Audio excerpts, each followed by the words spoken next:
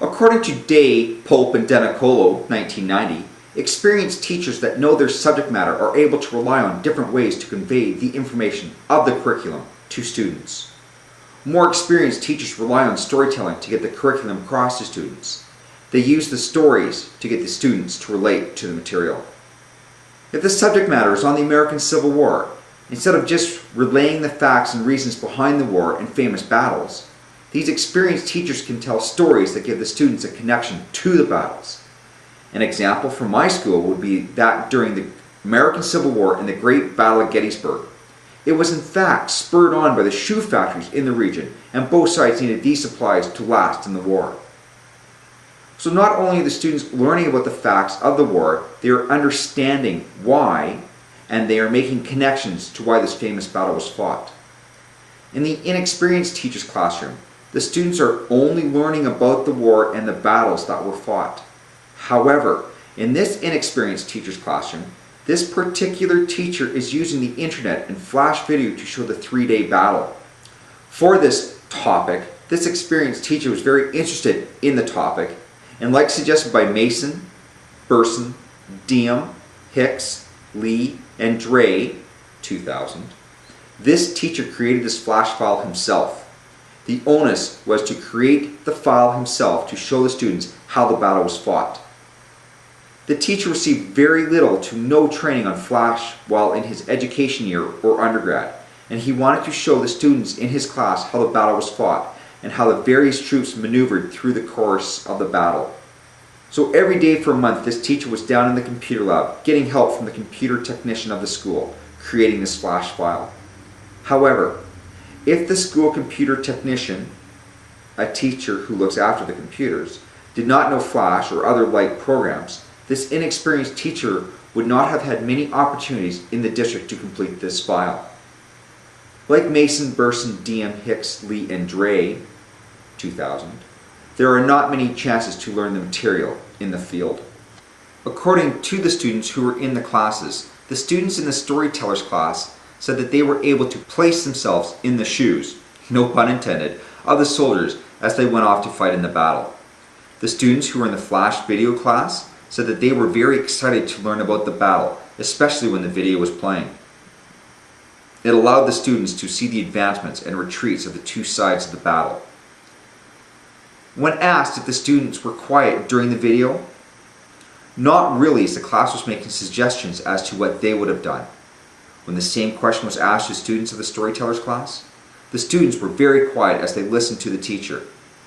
Does this mean that in a storytellers class, the experienced teacher has worked on their classroom management and has the students listen when appropriate? And in the inexperienced teacher's class, the students are louder as the classroom management skills are not laid out?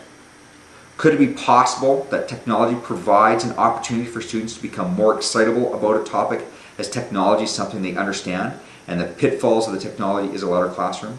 The teacher using Flash Video is an example of how the teacher took it upon himself to learn a software program, in this situation, Macromedia Flash, to try to better the learning of his students on the Battle of Gettysburg. The connection was made to the battle, and his students seemed to enjoy it.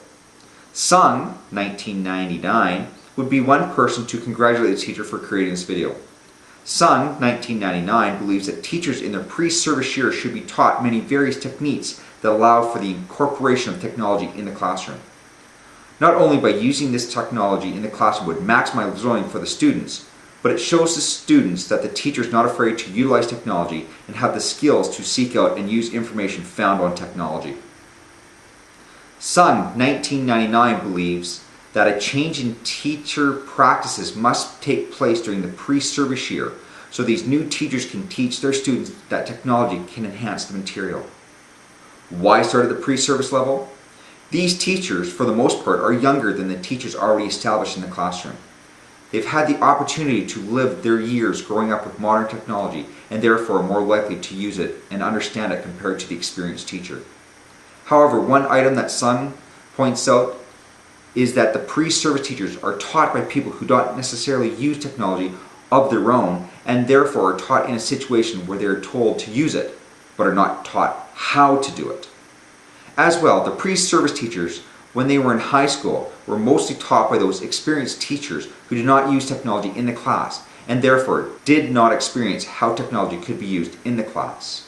So when the pre-service teacher is in their own classroom teaching their own students, they have a tendency to revert back to how they were taught, in this situation without technology. Sung 1999 suggests that pre-service teachers focus most of their attention to using technology in the classroom. But what happens when the pre-service teacher finds themselves in a school that does not have technology? Is it not better to learn more traditional methods of teaching that one can use instead of new modern ways that can only be taught if the technology is present? Yes, I agree that technology should be taught how to be used in the classroom, but only after the traditional methods are taught. So the teachers teaching the pre-service teachers must find a way that incorporates not only the traditional methods of teaching, but ways to incorporate new technology into the practices of teaching. This way, the pre-service teachers can learn both ways of presenting information to students. As well, the pre-service teachers can then show the more experienced teachers of their school that technology can be used to enhance lessons for students. If all teachers were to use technology in the classroom, would the school district or government like this? They would agree that technology should be active in the classroom and utilized, but is that a reality? According to Coley, Cradler, and Engel, 1997, no, as the government and school boards could not afford to implement the technology in the schools. The provincial government does not provide enough money to the educational sector to keep up to the growing demand for technology in the classroom. Some would argue that the government does not provide enough to keep up the demands of regular classroom items such as textbooks or desks. So the ongoing cost to either initiate technology or upgrade the old and current technology would place too much of a strain on the allowable budgets.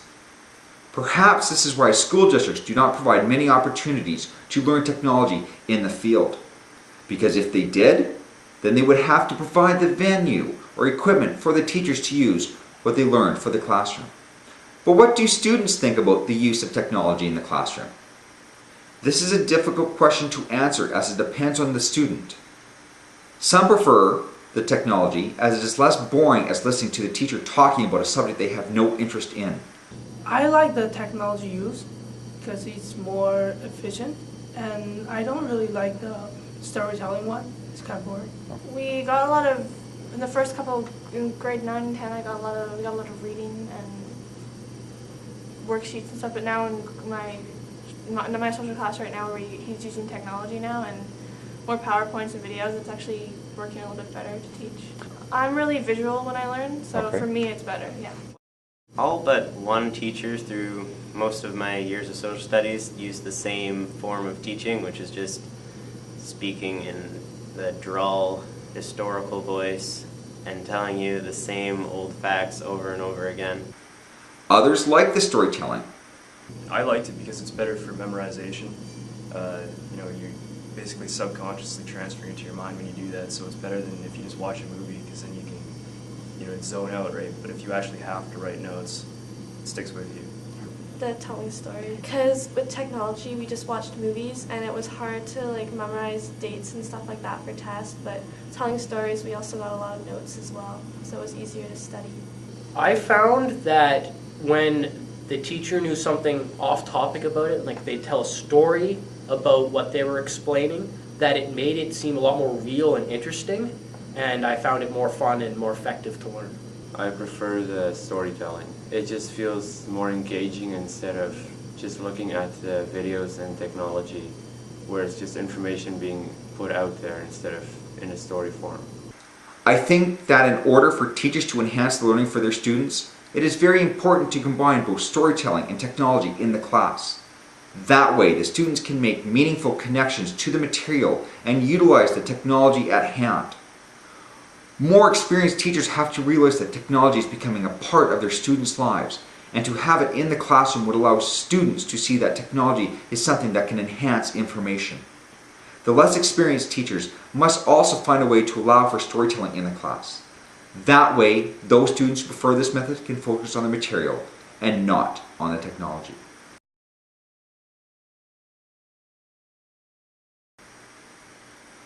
Thank you very much.